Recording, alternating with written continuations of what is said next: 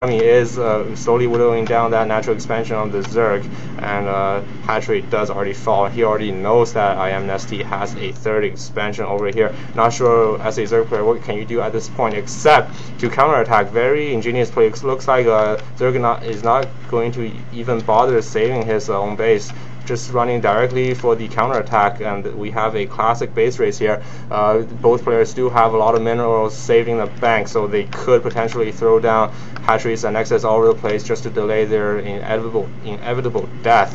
It looks like no more reinforcements are going to be coming in for either player just because the big scary army of their opponent is in their base. But you know, in a classic base race of this nature, I would say that the Zerg player definitely have an advantage because they have so many mobile units like Lings and Mutas. Roaches not so much, but yeah, so many Lings and Mutas are very mobile. They can, even if you try to escape with another building here or there, they can just run over there and pick it off.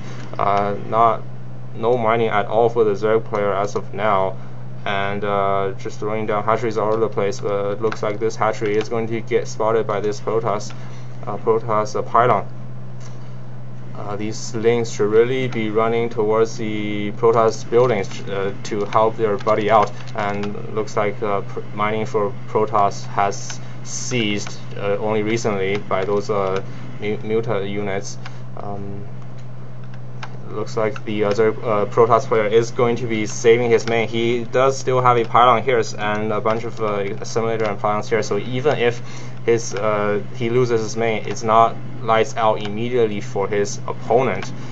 But it's so close to tell. I mean, who is going to win? It's such a nail biter as of now. But he is going to be blocking the ramp.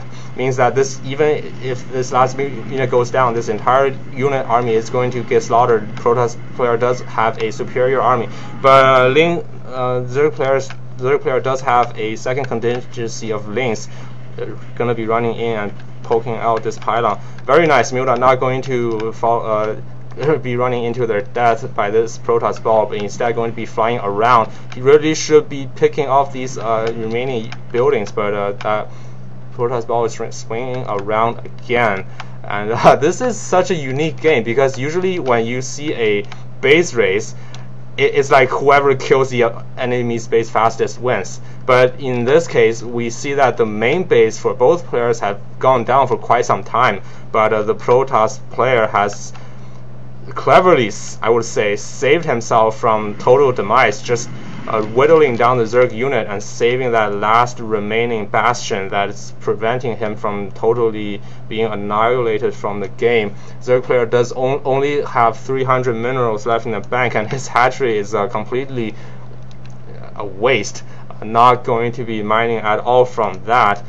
There's another hatchery over here. Not sure if the Protoss unit knows about this. Zerg player at this point really needs to save every single unit he has because that player is Protoss is just going to be poking around, checking to see where his opponent's hatchery is so he can destroy it and win the game. Picking off one sentry there, running away, very smart, but even Blink Stalkers cannot catch up to this mobile army of Mutas and Lings. And Protoss has already saved enough units in his little I would say quote-unquote base. It's not really a base, not really anything, just buildings, saving him from death.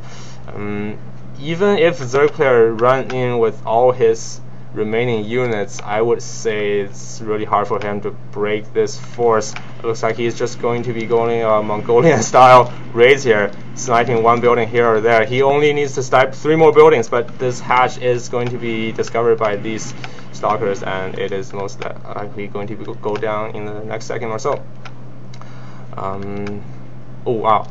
Okay, Zerg has already remained mining, but this is so close to his opponent.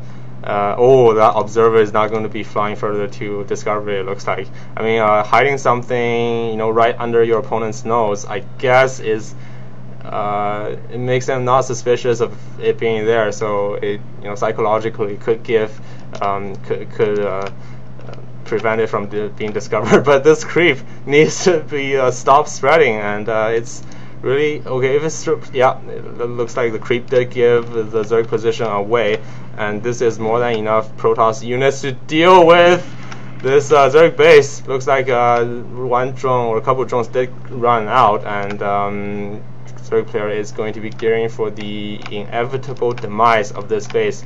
We see that. I don't know. I think he really should have planted this hatch somewhere. Or even, yeah, if he plants somewhere he could mine, then it's going to get discovered real fast. But time is just running out for the Zerg, and looks like IMNesTea did GG out of that game. Wow, what a unique game. Very unorthodox of how it unfolded. We saw that Protoss did take a early lead because he killed a lot of the Zerg units, but that base race was just insane. Like, who could thought that the base race would evolve into, you know, just skirmishing along the edge of the fire, make sure that your units don't die, and try to find where your opponent is hiding all those pesky little hatches. So yeah, looks like that is game. Thanks again for joining me. Goodbye for now, and good game.